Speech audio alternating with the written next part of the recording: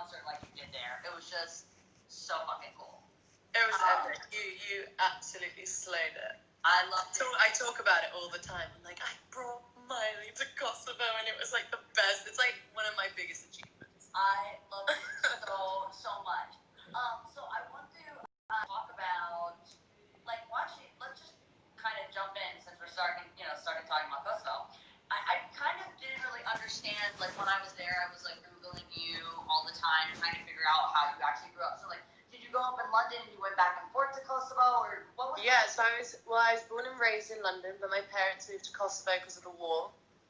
Well, moved from Kosovo to London because of the war. And so I was born in London, lived in London until the age of 11, moved back to Kosovo from 11 to 15, and then moved to London at 15 on my own to kind of pursue music and do this, basically. So what was it like growing up in Kosovo at the time? Because, I mean, I was there obviously so many years after the war, and you could really still see the kind of remains of the devastation that took place there. Like, what was it like growing up in Kosovo? Because so many people watching us right now, you know, they're watching from all over the world, and right now a lot of countries are experiencing devastation, even just with this virus, you know. It's a war on kind of our humanity. So what was it like growing up in a place like Kosovo? Well, you know, for me, Albanian was my first language, so my parents spoke it at home, and I really learned English when I was in school. And I had so much family in Kosovo, so when my parents decided to move back, which was always their intention, you know, after the war, when they lived in London, was always to go back at some point to Kosovo, where all their families are. For me, it was really exciting, so I was like, oh, I can speak the language, like, this will be a really fun experience. And I just finished year 6 in London, and then after year 6, you and your friends kind of go to different schools, and everybody starts secondary school, and so instead of going to a different school, for me, it was like going to a different country. Yeah. And I don't know, I was really excited. I was so young, and I was like really looking forward to it, but I didn't realize how difficult it would be, like when I got there. First of all, just to kind of pick up like the reading and writing and be good at school there, and learn all these different subjects that I was so used to only doing in English, to then doing them in Albanian, alongside tackling being like the new girl, and everybody, you know, already had their friendship groups and everybody knew each other, and so it was a completely different kind of I don't know, just it was different, you know. It was difficult to go to a different country and try and feel like you fit in.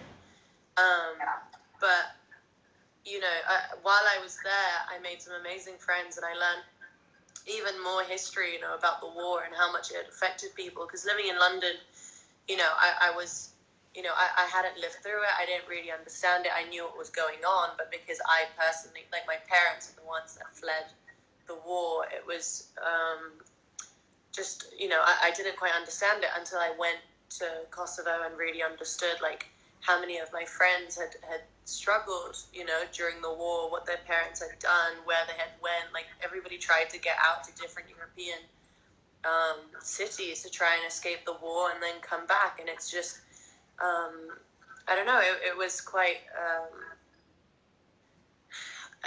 it was such a massive learning experience and made me really in touch with my roots. And everybody in Kosovo is so like patriotic, and they're so supportive of anyone that does anything, you know, outside of Kosovo. So when I started doing music, like all my views were coming from Kosovo.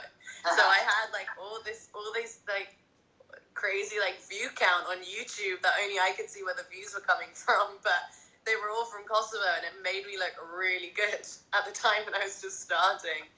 And I don't know, I guess with the festival and with our foundation, all we've ever wanted to do is really try and give back to a community that's given us so much, and that's only given me support, and that's only ever like, you know, been proud of me. So I just, I want to try and be like a good role model for them and bring opportunities, like have people, have incredible international artists, pop stars like you come down and like perform, because when I was living there, you know, no one would come.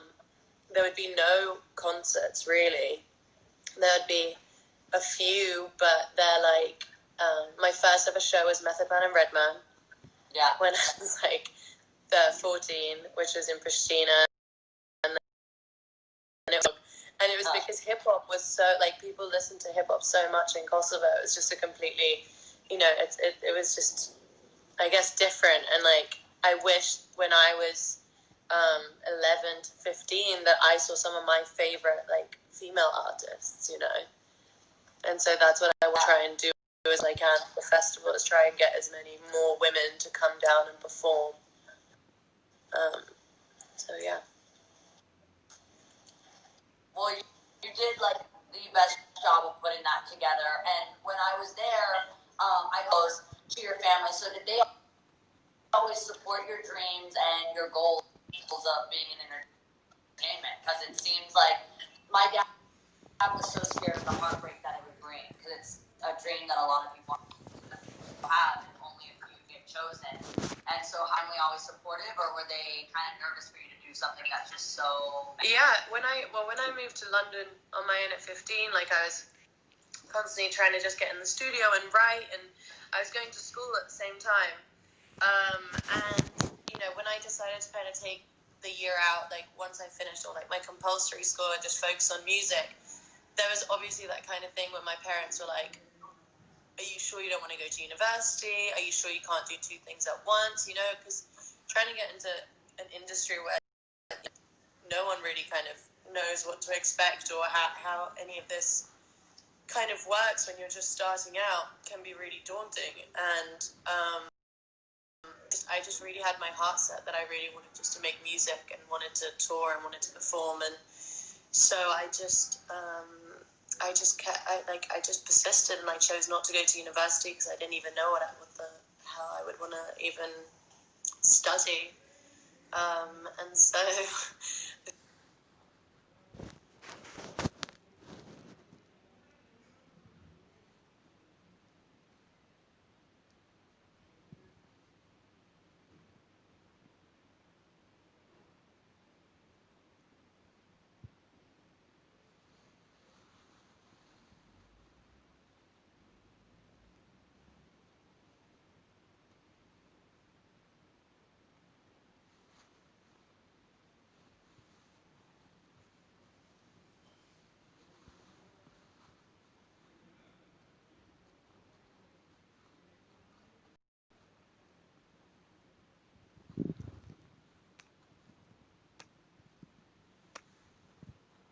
just kind of started winging it, and yeah.